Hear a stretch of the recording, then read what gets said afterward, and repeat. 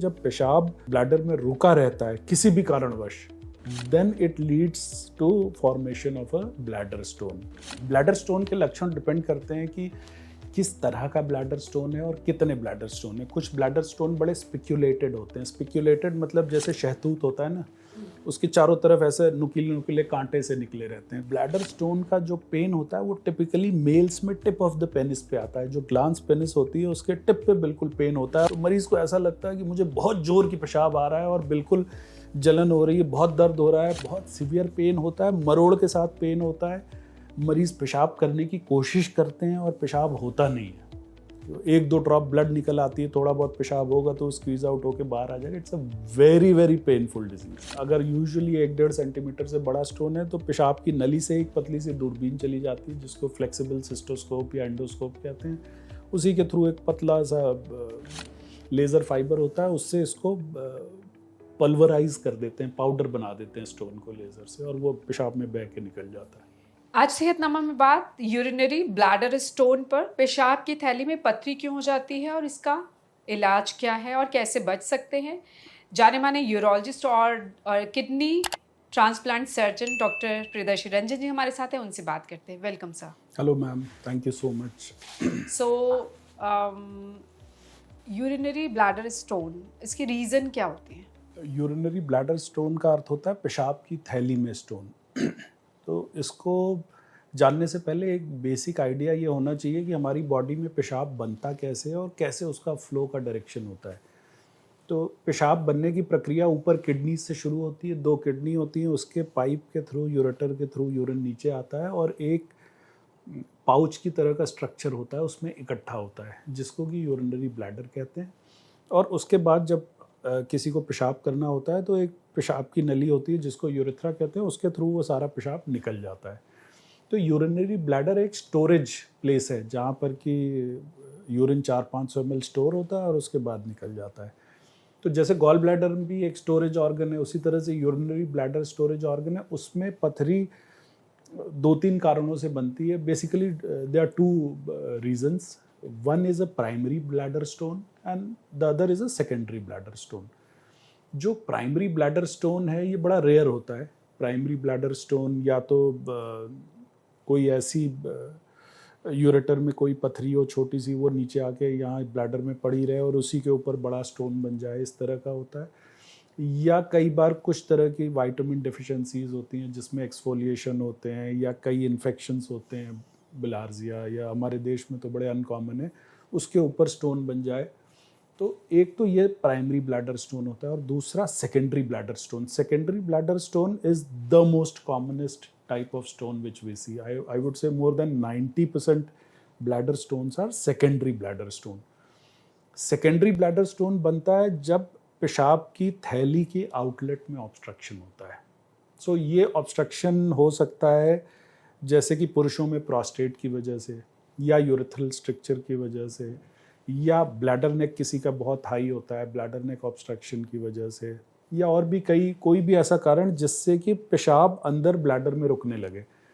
तो जब पेशाब अंदर ब्लैडर में रुकने लगता है, जैसे ब्लैडर की कैपेसिटी 400 ml 500 ml की है, उसमें 100 ml पेशाब रुकने लगा। तो जिस तरह से आपने ऑब्जर्व किया होगा कूलर में अगर पानी 3-4 दिन तक रह जाए, उसको चेंज नहीं करें तो उसमें वाइट क्रिस्टल्स के डिपोजिशन होने लगते हैं। इसी तरह से जब पेशाब ब्लैडर में रुका रहता है किसी भी कारणवश, then it leads to formation of a bladder stone. तो सबसे कॉमनेस्ट कारण यही है ब्लैडर स्टोन होने का, जिसको कि हम सेकेंडरी ब्लैडर स्टोन कहते हैं। पेशाब की थैली में पेशाब रुकने की क्या वजह होती है? मतलब कोई भी अगर यूरिन पास करने के लिए जाता है तो रह कैसे जाता है वो? जो यूरिनरी ब्लैडर है ये एक विस्को इलास्टिक स्ट्रक्चर है। विस्को इलास्टिक का मतलब हुआ इसकी एक विस्कोसिटी और इलास्टिसिटी। जैसे कि बैलून होता है ना, उसको हम फुलाएं तो वो बड़ा सा ऐसे फूल जाता है और उसके बाद पिचक जाता है। तो ब्लैडर में एक इलास्टिन के फाइबर्स होते हैं और कोलेजन के फाइबर्स होते हैं। तो ब्लैडर भी एक ऐसे स्ट्रेच होता जाता है, ऐसे धीरे धीरे जैसे जैसे पेशाब भरता है उसमें स्ट्रेच होता है और फिर जब पेशाब करते हैं तो कंट्रैक्ट हो जाता है। तो ये इसकी एक ब्लैडर की साइकिल होती है जिसको कि हम visco elastic property of the bladder कहते हैं। अब होता क्या है कि कोई भी ऐसा पेशाब बाहर निकलने के लिए दो चीज़ों की ज़रूरत है। एक तो है कि रास्ता खुला होना चाहिए, आउटलेट शुड बी क्लीन। जब पेशाब को निकलना है तो वो रास्ता, उस नाली में कहीं ब्लॉकेज नहीं होनी चाहिए। और दूसरी चीज़, जो पेशाब की थैली की मसल फाइबर्स हैं उनमें इतनी ताकत होनी चाहिए कि ये पेशाब की थैली से उसको पुश कर सकें। और तीसरी चीज़ होती है एक कोऑर्डिनेशन, जो कि ब्रेन से और स्पाइनल कॉर्ड से नर्व्स के थ्रू आता है। तो जो स्पाइनल कॉर्ड होती है उससे नर्व्स आती हैं जो कि ऊपर पेशाब की थैली में आती हैं और नीचे स्फिंक्टर में आती हैं। तो जिस समय पेशाब की थैली कॉन्ट्रैक्ट कर रही है, ब्रेन उस समय स्फिंक्टर को रिलैक्स कर देता है, पेल्विक फ्लोर को रिलैक्स कर देता है, इसलिए पेशाब निकल जाता है। तो बेसिकली पेशाब रुकने के इन तीन मैकेनिज्म में से कोई भी डिजीज़ होगी, चाहे वो नर्व की डिजीज़ हो, स्पाइनल कॉर्ड की डिजीज़ हो, जिसमें कि जिस समय ब्लैडर कॉन्ट्रैक्ट कर रहा है उस समय आउटलेट बंद हो गया न्यूरोलॉजिकली, सो उस समय पेशाब नहीं होगा। या ऐसा हो कि जब ब्लैडर कॉन्ट्रैक्ट कर रहा है तो यहाँ पे आउटलेट में कहीं रुकावट है, रास्ते में स्ट्रक्चर है, या प्रोस्टेट बढ़ा हुआ है, या कोई और पैथोलॉजी है जिसकी वजह से रास्ता ही सक रहा है, उससे पेशाब नहीं निकल रहा है, तब पेशाब रुकने लगेगा। और तीसरी कंडीशन होती है जैसे कि जो डायबिटिक्स में होती है, वो ब्लैडर धीरे धीरे हाइपो एक्टिव हो जाता है, उसकी नर्व्स इतनी ख़राब हो जाती हैं कि वो धीरे धीरे ब्लैडर में कॉन्ट्रैक्ट करने की ताकत ही ख़त्म हो जाती है, उसकी मसल कमज़ोर हो जाती है, मांसपेशी कमज़ोर हो जाती है। So these are the three groups of diseases, groups of pathological pathways जिसमें कि पेशाब रुकने लगता है ब्लैडर में। और इन पाथवेज में अलग अलग बीमारियां होती हैं, स्पाइनल कॉर्ड की अलग बीमारियां हैं, पेरिफेरल नर्व्स की अलग बीमारियां हैं, आउटलेट की अलग बीमारियां हैं, और मसल की कमजोरी की अलग बीमारियां। So they are different kinds of diseases which are grouped, but these are the primary three pathways जिसकी वजह से पेशाब में रुकावट हो सकती है।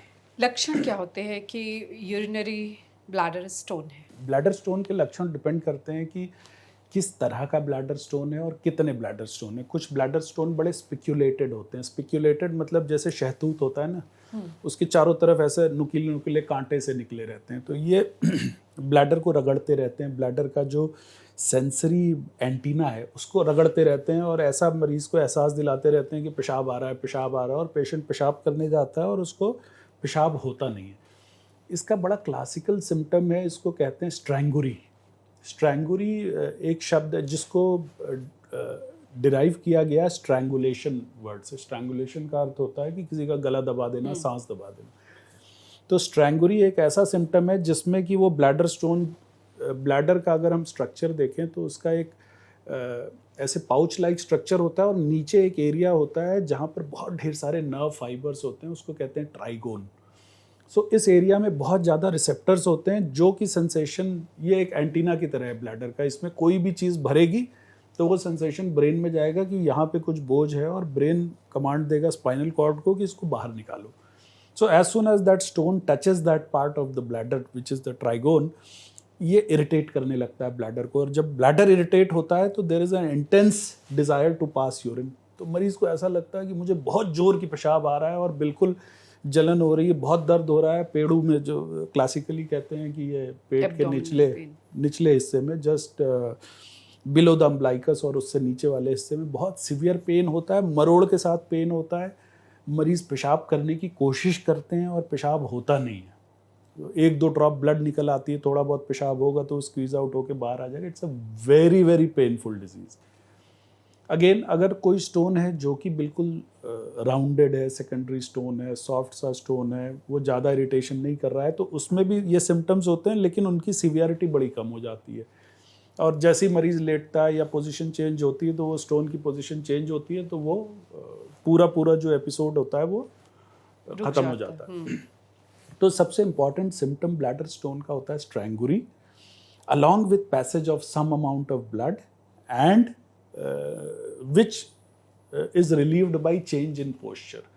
अगर ये सिम्टम्स है, और ब्लैडर स्टोन का जो पेन होता है वो टिपिकली मेल्स में टिप ऑफ द पेनिस पे आता है, जो ग्लांस पेनिस होती है उसके टिप पे बिल्कुल पेन होता है। और बच्चे, खास करके बच्चों में जो विटामिन डिफिशिएंसीज होती हैं जिनमें ब्लैडर स्टोन होता है, वो बता तो पाते नहीं, तो छोटे बच्चे अपना पेनिस का टिप पकड़ के आते हैं पीडियाट्रिशियन के पास, और बिल्कुल बच्चा जो है वो पेनिस का टिप पकड़ के रोता रहेगा, बिकॉज वहाँ की जो नर्व सप्लाई है ट्राइगोन की और पेनिस के टिप की वो सेम होती है, तो इसलिए जो पेन वहाँ ब्लैडर का होता है वो रेडिएट होता है पेनिस के टिप बच्चों को भी हो जाती है, खूब होता है। It's one of the commonest disease which happens in a child who has unexplained crying.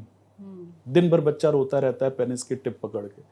So this is वो यूरिनरी ब्लैडर स्टोन, वो ब्लैडर स्टोन था. बच्चों में कई बार बहुत बड़े बड़े स्टोन होते हैं, कंजेनिटल एबनॉर्मेलिटीज होती हैं, या फिर पोस्टीरियर यूरेथ्रल वाल्व की वजह से पेशाब रुक रहा होता है. तो बहुत सी बीमारियां होती हैं जिसकी वजह से अंदर पेशाब रुकता है और ब्लैडर में स्टोन बन जाता है.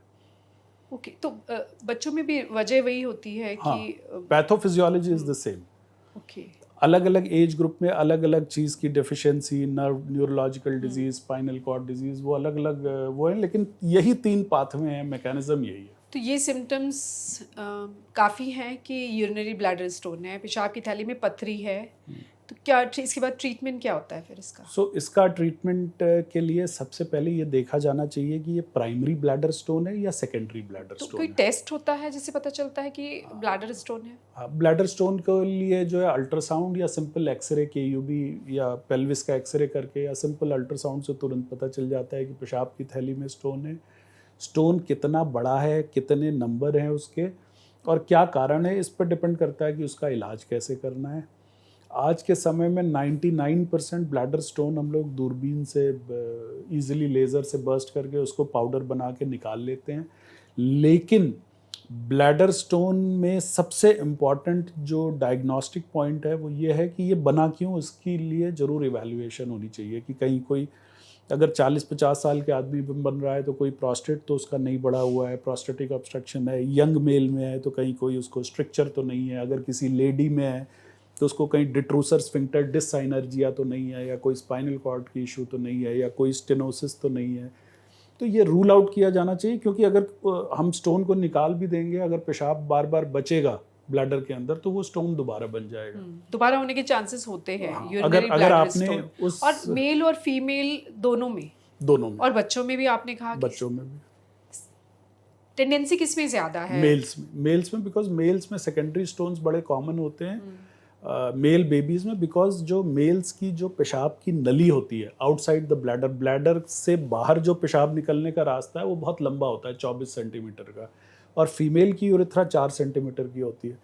तो फीमेल आउटलेट में रुकावट होने के चांसेस बड़े कम होते हैं, और मेल आउटलेट 24 सेंटीमीटर की है तो उसमें हर जगह प्रोस्टेट से, ब्लैडर नेक से, anterior urethra, posterior urethra, tip of the external urinary metal, बहुत सी जगह बहुत सी चीज़ें ऑब्स्ट्रक्शन पैदा कर सकती हैं जिसकी वजह से यूरिन रुकता है. ओके, तो इसका सर्जरी ही ट्रीटमेंट होती है? हाँ, इसमें जो है कुछ एक डिसोल्यूशन थेरेपीज भी आती हैं, लेकिन वो बहुत ज़्यादा काम नहीं करती हैं. और अगर यूजुअली 1-1.5 सेंटीमीटर से बड़ा स्टोन है तो पेशाब की नली से एक पतली सी दूरबीन चली जाती है जिसको फ्लेक्सिबल सिस्टोस्कोप या एंडोस्कोप कहते हैं. उसी के थ्रू एक पतला सा लेज़र फाइबर होता है, उससे इसको पल्वराइज कर देते हैं, पाउडर बना देते हैं स्टोन को लेज़र से, और वो पेशाब में बह के निकल जाता है. पेशाब की थैली में पथरी से बचा जा सकता है अगर चाहे वो मेल हो, बच्चे हो या महिलाएं? हाँ, उसमें बचने का तरीका ये है, स्पेशली बच्चों में न्यूट्रिशनल डेफिशिएंसीज हैं कई जिसकी वजह से ब्लैडर स्टोन हो जाता है. और जो एल्डरली मेल्स हैं उनमें ब्लैडर स्टोन तब होता है जबकि उनकी ब्लैडर की आउटलेट में ऑब्स्ट्रक्शन हो, जैसे कि कोई प्रोस्टेट उनका बड़ा हो. तो उसके लिए रेगुलरली अपना जो 40+ वाले मेल्स हैं अपना रेगुलर चेकअप कराते रहें, अल्ट्रासाउंड, और देखते रहें कि कहीं ऐसा तो नहीं यूरिन अंदर रुक रहा है. पेशाब करने के बाद जो पेशाब की थैली में 30-40 ml से ज़्यादा पेशाब नहीं रहना चाहिए. अगर वो ज़्यादा पेशाब रुक रहा है तो ब्लैडर स्टोन होने की संभावना काफ़ी बढ़ जाती है. तो इसको अग्रेसिव स्क्रीनिंग और इसकी अवेयरनेस अबाउट द सिम्टम, उसी से आदमी आइडेंटिफाई करके आप उसको जो उसका रिस्क फैक्टर है या प्रेसिपिटेटिंग फैक्टर है या ऐसी चीज़ जिसकी वजह से वो यूरिन रुक रहा है उसको ठीक करना ज़रूरी है.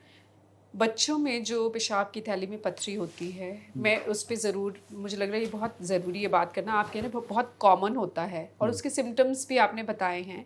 तो न्यूट्रिशन, किस तरह के न्यूट्रिशन बच्चों को ज़रूर देने चाहिए कि उनकी ये प्रॉब्लम ना हो? बेसिकली ये सब मल्टीपल विटामिन डेफिशिएंसीज की वजह से होता है, जिसमें कि जो पेशाब की थैली की लाइनिंग होती है वो शेड होने लगती है, वो शेड होके ब्लैडर में गिरती है, उसी के ऊपर इन्फेक्शन होता है और उसी के ऊपर नाइडस बनता है, बैक्टीरिया के ऊपर ही वो स्टोन बनता जाता है. बहुत सी तरह के बैक्टीरिया होते हैं, जैसे कि यूरिया स्प्लिटिंग ऑर्गेनिजम्स होते हैं, प्रोटियस है, क्लेप्सिला, ये कई बैक्टीरिया होते हैं जो कि यूरिया को स्प्लिट करके स्टोन बना देते हैं या इन्फेक्शन स्टोन्स बना देते हैं, ट्रिपल फॉस्फेट स्टोन्स बना देते हैं। सो जब भी बच्चे में इन्फेक्शन है और यूरोथेलियम की या पेशाब की थैली की कोई झिल्ली न्यूट्रिशनल डेफिशिएंसी की वजह से शेड ऑफ हो रही है, तो उसी के ऊपर नाइडस बनता है, उसी के ऊपर स्टोन बन जाता है। तो न्यूट्रिशनल डेफिशिएंसी, अच्छी डाइट और समय समय पे एक अच्छे पीडियाट्रिशियन की सलाह और ज़रूरत पड़े तो मल्टीविटामिन्स की सप्लीमेंटेशन, आयरन की सप्लीमेंटेशन, तो एक बार न्यूट्रिशनल डेफिशिएंसीज अगर करेक्ट हो जाती हैं तो चांसेस कम होते हैं। इसीलिए जो ये ब्लैडर स्टोन होते हैं ये वेल टू डू फैमिलीज़ वाले बच्चों में नहीं होते, क्योंकि इनकी डाइट अच्छी होती है।